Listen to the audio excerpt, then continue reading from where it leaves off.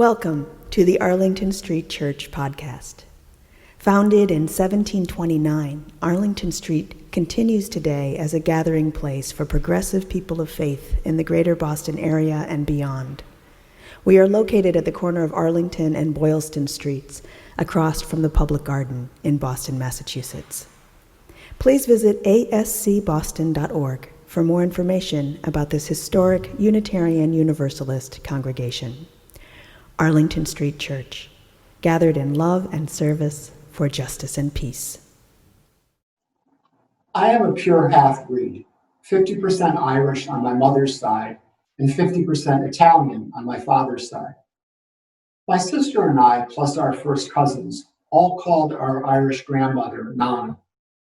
None of us remembers how she got the name, but it's all we ever called her. It just felt right. Catherine Josephine King was the most influential person in my life. Nana lived to be almost 104 years old. In our 53 years together, she taught me so many things, small, large, and everything in between. I am a better person for all of them. Nana taught me how to tie my shoes with bunny ears, to hug someone so they know you mean it, to keep my own score in bowling, to drive her red Chevy Nova in the cemetery, to sing musicals out loud, to root for the Red Sox, and to rely on humor as my lifeboat. Yet more than these essential skills, I remember Nana as the true embodiment of loving kindness, who always lived it from the inside out. She was my role model. She was my hero. I come from a long line of Irish storytellers. James Joyce, Seamus Heaney, Iris Murdoch, Maeve Binchy, the Pogues, and U2. Today, I would like to share a few life lessons I learned from my Nana. With a panoply of possibilities, I've narrowed the list to 3 that I hope will resonate with you.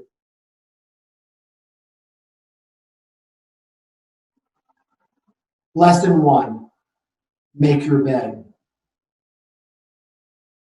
Nana spent her first 6 decades living with her mother and an older sister. They died within 6 months of each other in 1968 and 69. Our mother didn't want Nana living alone, so she came to live with us. I was 9, and we shared my small room with twin beds, inches apart. I was pretty good about making my bed because it was one of the chores for which I earned 25 cents per week allowance. Nana, however, had bigger plans.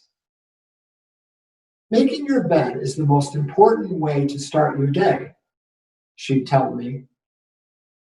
It may seem like a little thing, but it will make you feel so much better than leaving your bed in a mess after you slept in it.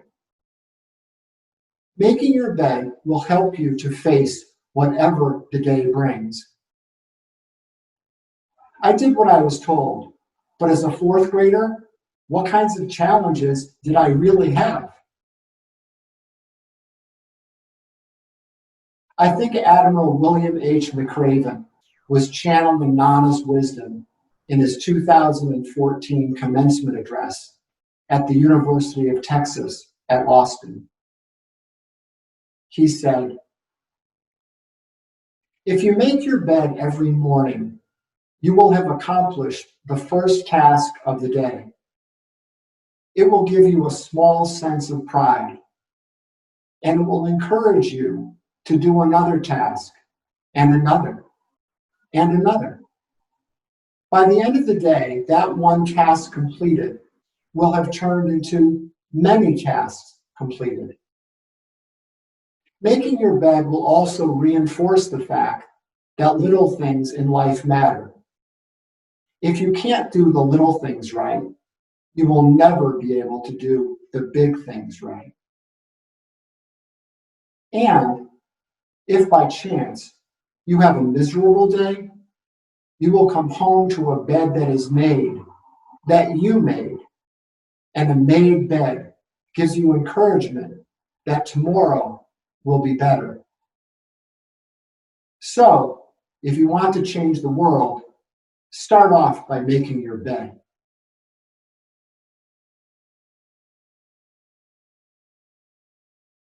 Lesson 2. There is a rainbow behind the clouds. Nana was born in 1909 and grew up with 4 siblings, including a younger sister who died from TB. She attended Catholic elementary school and high school and started working out of the house as a young teen to help the family make ends meet.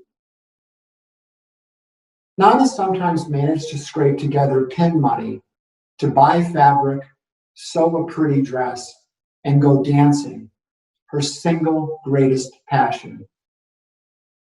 She married at 22, and at the height of the Great Depression, had 2 children.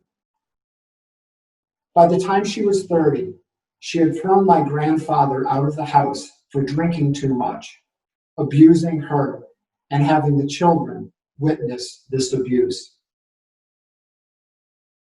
As a devout Catholic, Nana would never divorce or say an ill word about her husband. She raised her children in the 1930s through mid-1950s as a single mother. Our grandfather was a homeless alcoholic. No one in the immediate family ever talked about him. Occasionally, the phone would ring in the middle of the night with a call from the local ER. Our mother refused to answer the phone. Our father despised our grandfather, but would take the call, go to the hospital, and do something. We never knew what. Our grandfather died on the street after I had graduated from college and moved to Boston. Nana paid all his funeral expenses.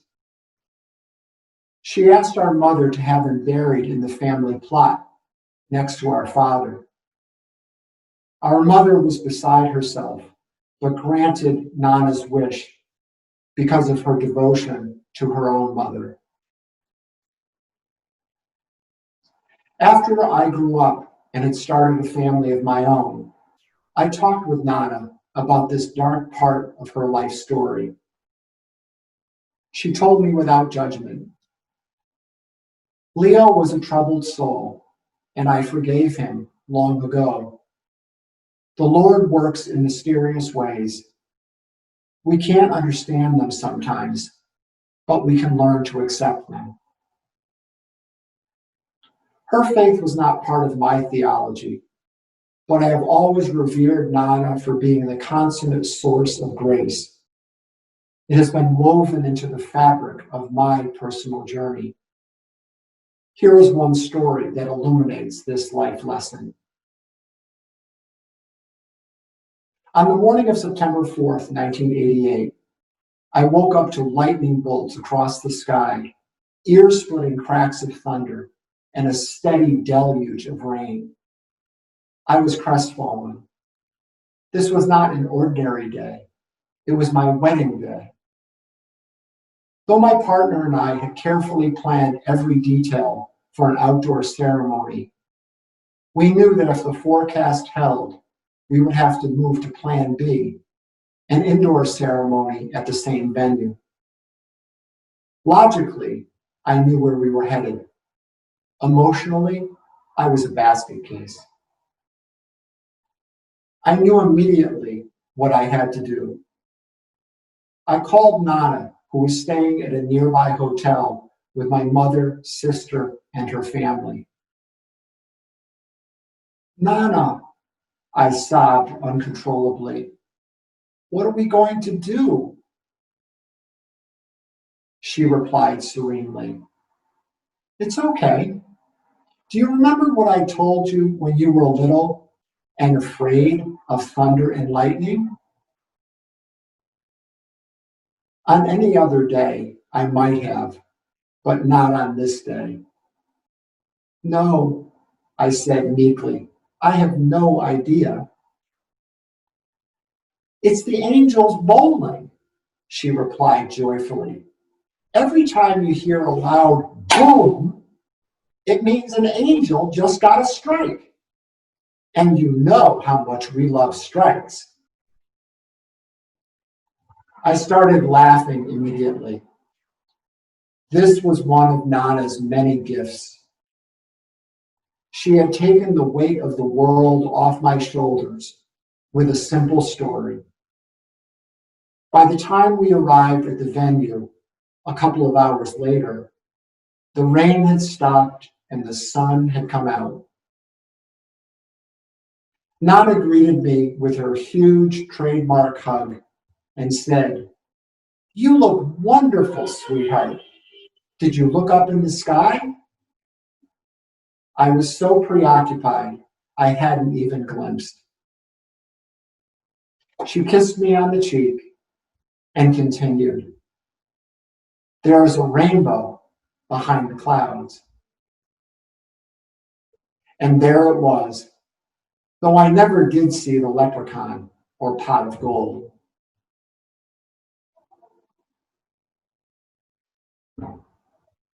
Lesson 3, choose kindness. Nana worked in the office of a local florist for almost 40 years with another woman named Frida. They answered the phones, took orders, created the bills for customers and invoices for vendors, and made sure everyone was paid on time. In today's business parlance, they would be called office administrators. Nana and Frida called themselves secretaries.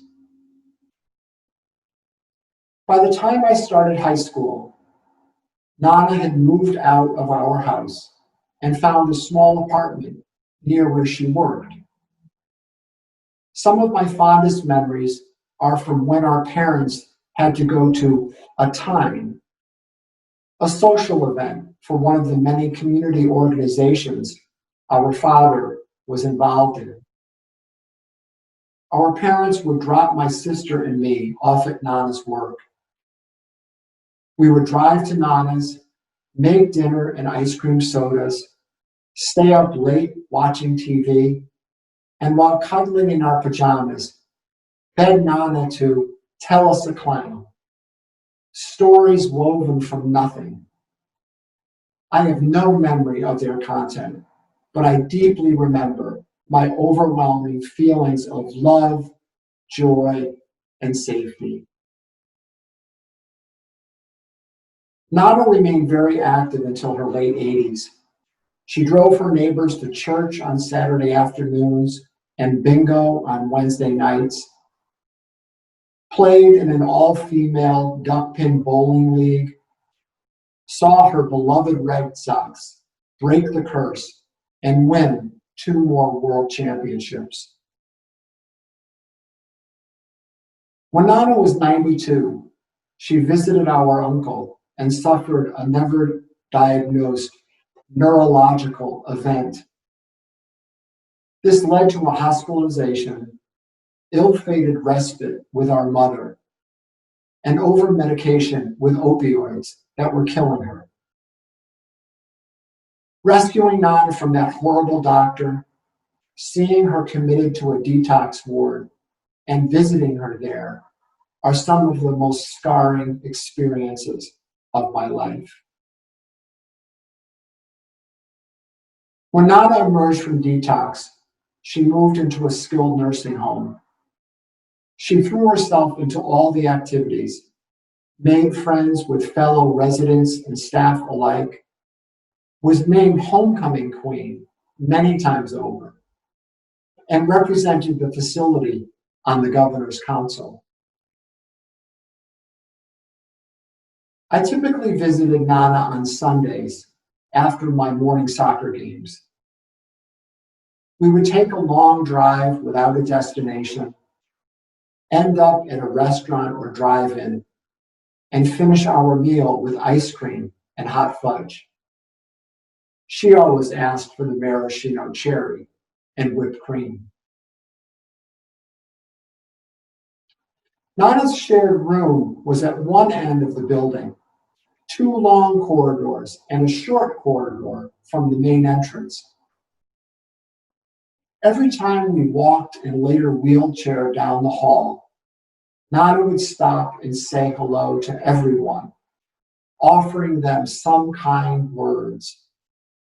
She would compliment an item of their clothing, haircut, or smile, mention the previous night's ball game, anything to make them know they were seen and loved. One day we arrived at the front door and a nurse ran up to Nana, out of breath. "Catherine," she gasped, "I need to ask you an important question." Nana glanced up at me with an impish, "What did I do now?" kind of look. Stephanie inquired, "Every time I see you going down the hallway, you stop and say hello to everyone, even people who are hard of hearing or deaf, asleep, or just not really all here.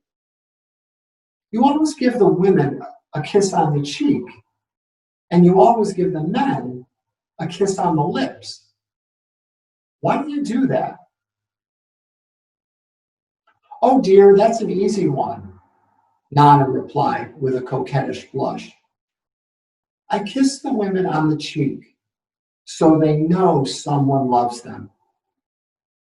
I kiss the men on the lips so they know that too, and they feel it, and so do I."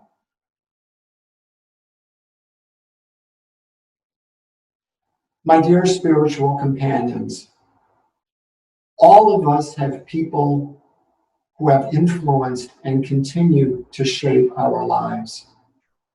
Some are momentary flashes of light, and some are constellations. Whatever you learn from others, take these lessons into the fabric of your being and weave your own authentic story with your own cloth. My Nana taught me three most valuable life lessons. Make your bed, there is a rainbow behind the clouds, and choose kindness. Ask yourself what Mary Oliver asks in the summer day. Tell me, what is it you plan to do with your one wild and precious life? So may it be. Amen.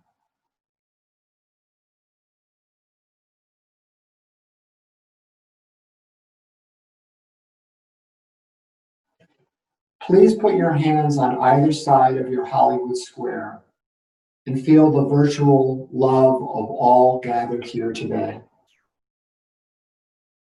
This poem is entitled, "Each of Us Ministers to a Weary World" by the Reverend Darcy Roig. There is too much hardship in this world to not find joy every day. There is too much injustice in this world to not right the balance every day. There is too much pain in this world to not heal every day. Each of us ministers to a weary world. Let us go forth now and do that which calls us to make this world more loving, more compassionate, and more filled with the grace of divine presence every day.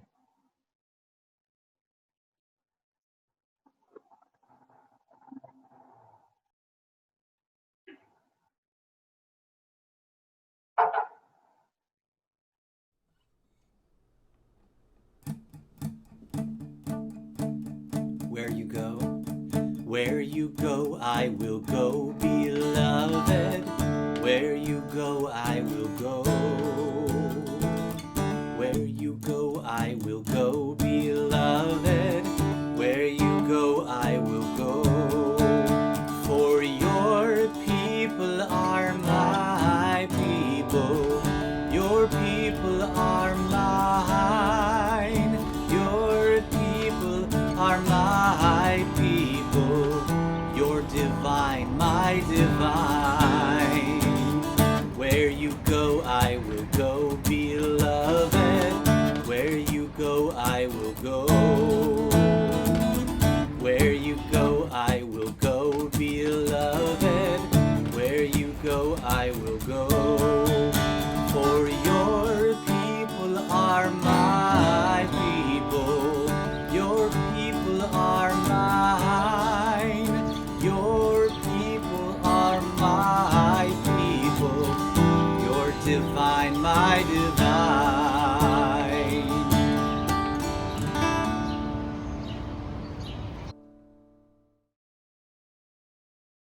Please visit ascboston.org for more information about this historic Unitarian Universalist congregation.